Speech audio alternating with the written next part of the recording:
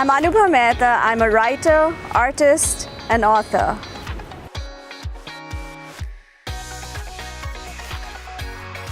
My book, Peacock in the Snow, is getting launched on September 28th at Ben McNally Books.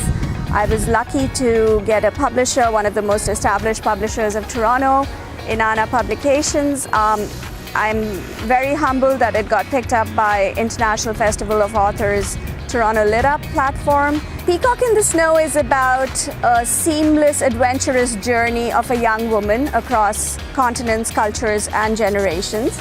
And it is about the tireless capacity of the human spirit to love, hope, strive despite impossible obstacles. And it's about the resilience that comes out of the imperfections of life. But at a very immediate level, what went into writing Peacock in the Snow was a journey 5 years ago when I fell ill with a tummy ache that refused to go away. And I couldn't figure out what the reason was, and after, I guess, a couple of weeks of thinking about it, I said, oh my God, I have all these stories in my tummy and they need to come out. And they were not my stories, they were all these magical, eccentric individuals I'd met across the globe.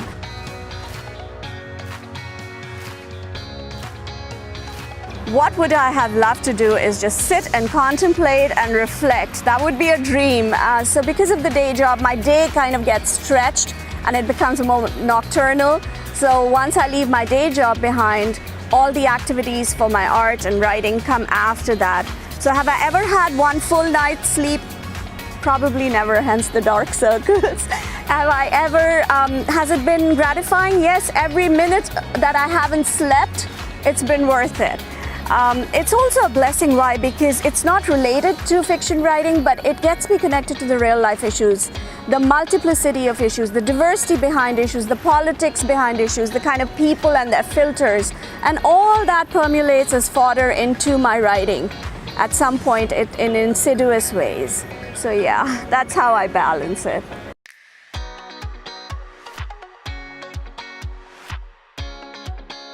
I think what inspires my writing is everyday life, everyday people, and the unpredictability and the confusion and the total chaos and the shades of gray where real life happens inspires me. And it's the greatest need to interpret the world around me inspires me. And the greatest freedom is how we express it in fiction. I guess at another level, there are two mutually inclusive guiding principles that inspire me in writing. The first is, what is true? So in reality, it doesn't mean reality is what is true in my heart. And the second is honesty. If with honesty I can write what I really want to say, those are the only two principles that inspire me. Besides that, my moods inspire me. When I'm sad or happy, I just go and write. Some people sing, some people dance. I like to write.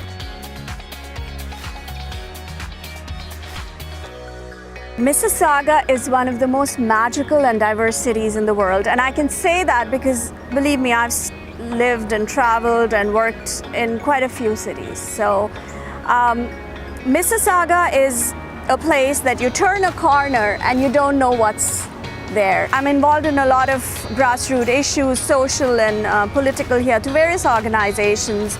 So United Way and PCHS, and I was one of the founders for Regional Diversity Roundtable. But it's not until I guess I got a post of diversity officer at the region of Peel that I actually came to know the richness and the challenges that were here. So we put those together. So it's been both my battleground because we know the amount of work we have to do.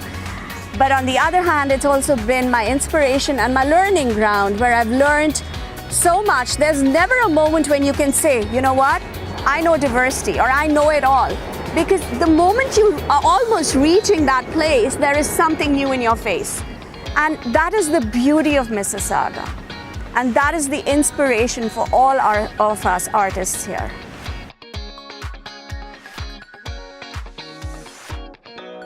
I have really simple things to say, which probably everyone's heard of, but nothing comes before the power of your idea, the integrity of your story, what you want to say. Never underestimate or disbelieve in what you have to say.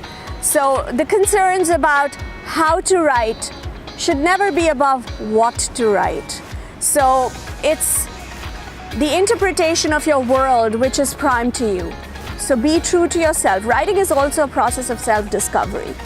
So if you don't discover yourself through writing, it will reveal who you are to you in any case. So enjoy the journey.